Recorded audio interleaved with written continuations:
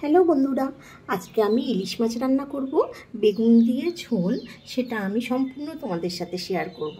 রান্নাটা খুবই ঝটপট হয়, তাই জন্যে এটা যারা নতুন রাঁধুনি তাদের পক্ষে খুবই উপযুক্ত এই রান্নাটা।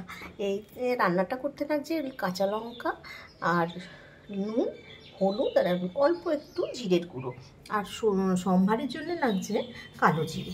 এইগুলো দিয়েই আমি রান্নাটা করব, আপনারা দেখতে থাকুন। প্রথমে আমি মাছটা হালকা করে ফ্রাই করে নেব। তার জন্য তেল আমার গরম হয়েই গেছে। আমি এপিট আর ওপিট করে ভেজে নেব। মাছটা হালকা করে ভেজে নেব, নিয়ে তুলে নেব। কেননা ইলিশ মাছ বেশি ভাজলে স্বাদ লাগে না, তাই আমি হালকা করে ভেজে নেব। বন্ধুরা, ইলিশ মাছগুলো আমি এইভাবে ভেজে নিয়েছি, বেশি ভাজিনি, হালকা করে ভেজে নিয়েছি। এবার আমি বেগুনগুলো ভেজে নেব। এই যে বেগুনটা, যে তেলের মধ্যে বেগুনগুলো ভেজে নেব আস্তে আস্তে। বেগুনটা ভালো করে ভেজে নেব।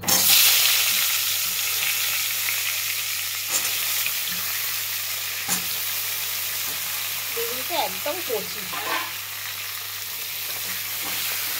গলে যাবে তাড়াতাড়ি। ভালো করে বেগুনটা লাল লাল করে ভেজে নেব।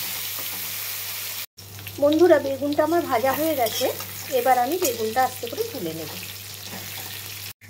বেগুন আর মাছ আমার ভাজা হয়ে গেছে। এবার আমি কালো জিরেটা ফোড়ন দেবো। কালো জিরেটা দিয়ে দিলাম।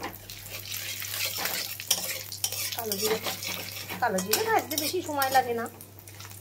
কালো জিরেটা ভাজা হয়ে গেছে। আমি এই যে মশলাটা, জিরের গুঁড়ো, একটু হলুদ গুঁড়ো, নুন আর কাঁচা লঙ্কা, এটা আমি দিয়ে দিলাম। একটু জলে ভিজিয়ে রেখেছি মানে একটু জল দিয়ে রেখে দিয়েছি, যাতে পুড়ে না যায় মশলাটা। এটা এবার আমি একটু কষিয়ে নেব। মশলাটা কষানো হয়ে গেছে। এবার আমি গরম জল দেবো। গরম জলটা দিয়ে দেবো, যতটা লাগবে দিয়ে দেবো, বেশি লাগবে না।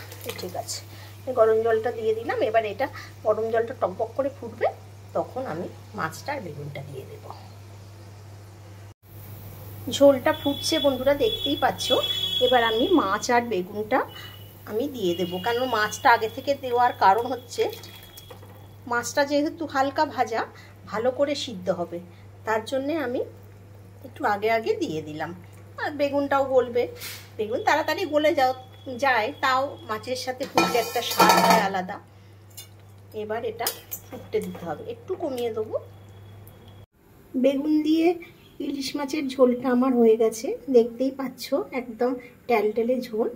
এটা খেতে কিন্তু খুব ভালো লাগে, ট্যালট্যালে হলেও। আপনাদের যদি ভালো লাগে অবশ্যই করে খাবেন। আর যারা নতুন রাঁধুনি তাদের বলছি, তারা ঝটপট যদি রান্না করতে চাও, এই রান্নাটা করে খেয়ে দেখতে পারো। যদি ভালো লাগে তবে আমাকে জানাবে। আজ তাহলে আসি, আবার আসবো একদিন নতুন কোনো রেসিপি নিয়ে। ততক্ষণের জন্য